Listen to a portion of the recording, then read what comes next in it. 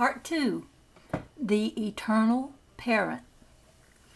In the Secret Doctrine of the Rosicrucians, we find the following aphorism of creation. The first aphorism. Number 1, the Eternal Parent was wrapped in the sleep of the cosmic night. Light there was not, for the flame of spirit was not yet rekindled. Time there was not, for change had not begun. Things there were not, for form had not presented itself. Action there was not, for there were no things to act. The pairs of opposites there were not, for there were no things to manifest polarity. The eternal Parent, causeless, indivisible, changeless, infinite, rested in unconscious, dreamless sleep. Other than the Eternal Parent, there was not either real or apparent. In this first aphorism of creation, the Rosicrucian student is directed to apply his attention to the concept of the infinite source of all things, the Eternal Parent, from which all things proceed. This Eternal Parent, the infinite unmanifest, is represented by the Rosicrucians by the symbol of a circle, having nothing outside of itself and nothing within itself. The circle, however, must not be interpreted as conveying the ideal of limitation. Rather, it is intended to convey the ideal of limitlessness. The symbol, although the best possible for the purpose, is inadequate, this by reason of the impossibility of representing the infinite by a finite symbol. The only adequate symbol of the Eternal Parent would be that of infinite space, and this, of course, cannot be represented by a sign. For no matter how wide the circle might be drawn, there would always be space beyond it. But recognizing the impossibility of an adequate symbol, the ancient Rosicrucians have adopted the empty circle as the best possible finite symbol of the infinite unmanifest.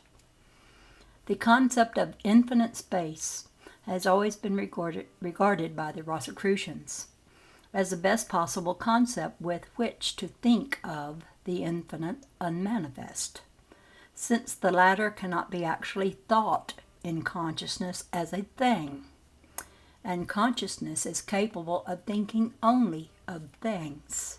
Strictly speaking, the infinite unmanifest is a nothing rather than a thing, and yet not such a nothing as implies notness or naught, but rather such a nothing as implies the possibility of everything, yet without the limitations of thingness. Infinite space cannot be considered a thing, for it has none of the characteristics of a thing, and yet it cannot be denied actual existence and presence. Roughly speaking, it may be defined as a no thing containing within itself the possibility of infinite thingness, or the infinite possibility of things.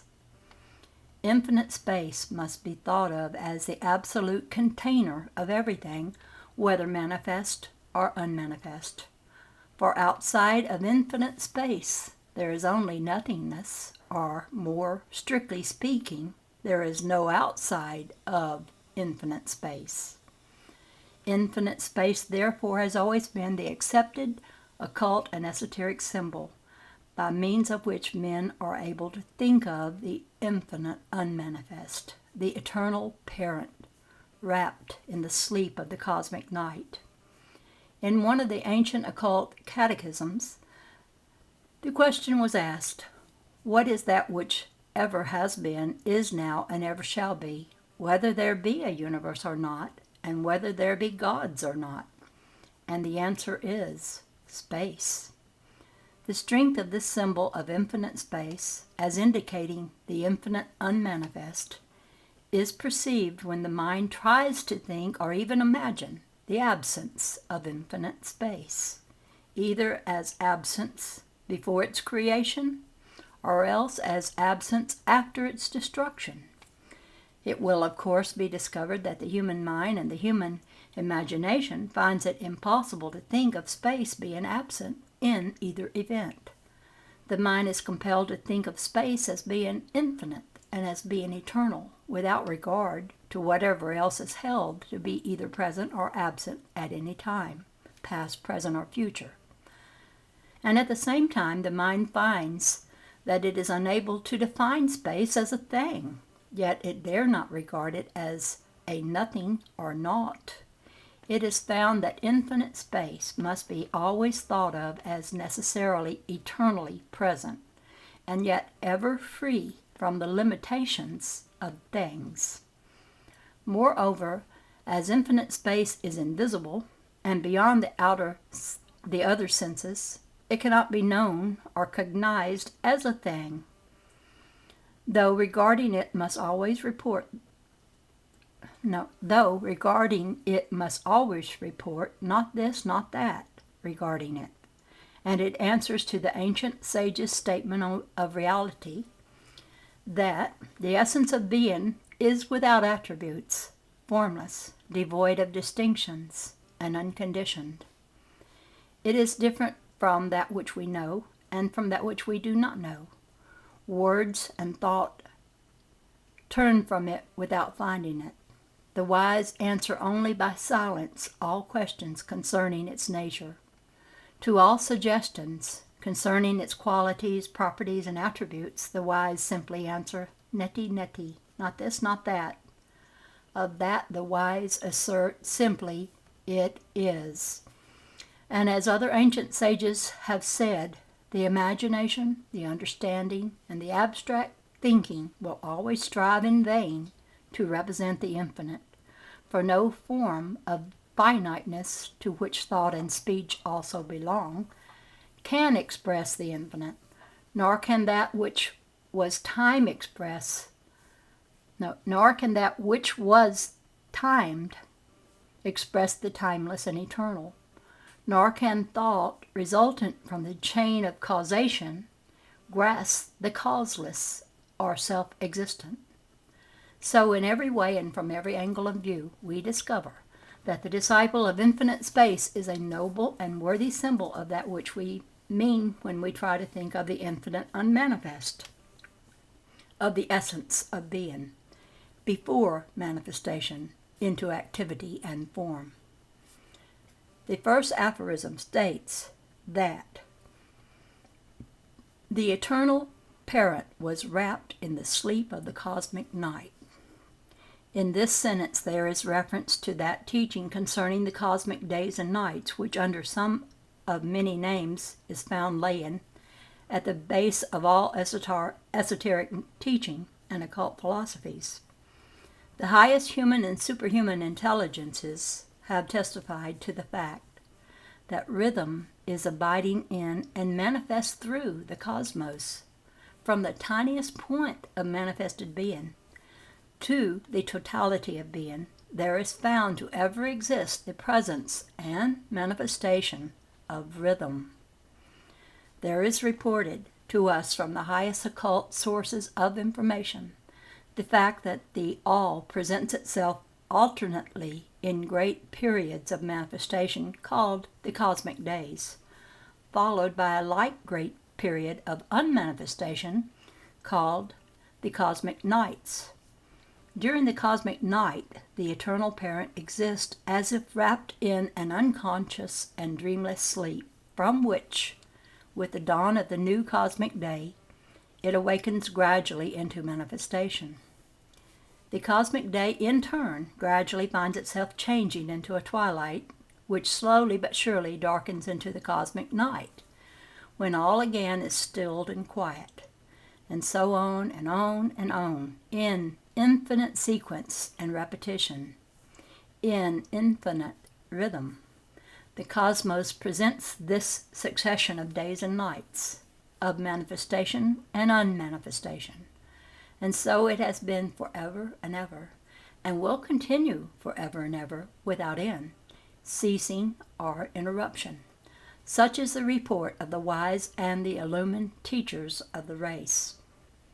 A great occult teacher has written of this teaching as follows. The esoteric doctrine teaches, like Buddhism and Brahmanism and even the Kabbalah, that the one infinite and unknown essence exists from all eternity, and in regular and harmonious successions is either passive or active. In the poetical phraseology of Manu, these conditions are called the days and the nights of Brahma. The latter is either awake or asleep. Upon inaugurating an active period, says the Secret Doctrine, an expansion of this divine essence from without inwardly and from within outwardly occurs in obedience to eternal and immutable law, and the phenomena or visible universe is the ultimate result of the long chain of cosmical forces thus progressively set in motion. In like manner, when the passive condition is resumed, a contraction of the divine essence takes place, and the previous work of creation is gradually and progressively undone. The visible universe becomes disentangled, its material dispersed, and darkness, solitary and alone, broods once more over the face of the deep. To use a metaphor from the secret books, which will convey the ideal more clearly, an outbreathing and an unknown essence produces the world, and an inhalation causes it to disappear. This process has been going on from all eternity, and our present universe is but one of an infinite series, which has no beginning and will have no end. In this connection, the student of Herbert Spencer will find in the ancient occult doctrines and teachings an unsuspected firm basis for the teaching of his modern master. Spencer, in his teaching of the universal presence and activity of rhythm, but echoes the old occult teachings on the subject. Note the following from the pen of the modern prophet of evolution. Apparently, the universally coexistent forces of attraction and repulsion, which, as we have seen, necessitate rhythm in all their minor changes throughout the universe, also necessitate rhythm in the totality of its changes, produce now an immeasurable period during which the attracting forces predominating cause universal concentration, and then in immeasurable period during which the repulsive forces predominating cause universal diffusion, alternate eras of evolution and dissolution. The first aphorism further states, "Light there was not, for the flame of spirit was not yet rekindled." This is apt to prove a hard saying to those who, having the half-truth only, and not realizing the existence of the other half, have thought of infinite reality as being spirit, of which the flame is, of course, the occult and esoteric symbol. But the best ancient wisdom, as voiced by the most careful teachers, have ever taught those qualified to know the whole truth, that not only back of matter, but also back of spirit, there abides an eternal and infinite essence, which is neither spirit nor matter, but which is the unconditioned root and source of both spirit and matter, light and flame, the two universally recognized esoteric and occult symbols of spirit, have back of them the lightless and heatless essence of light and heat. The infinite reality is the essence of the spirit light and flame, not the light and flame itself. The student will be aided in grasping this truth if he will contemplate the flame of a lamp, a candle, a gas flame, or any other kind of physical flame. He will perceive to be present under and at the center of the flame a dark, transparent something, which is the essence from which the flame itself proceeds and upon which it draws for support and sustenance. In occult terminology, the counterpart of this on the higher planes of being is called the dark flame. It is the essence of the flame and light, and not flame or light itself.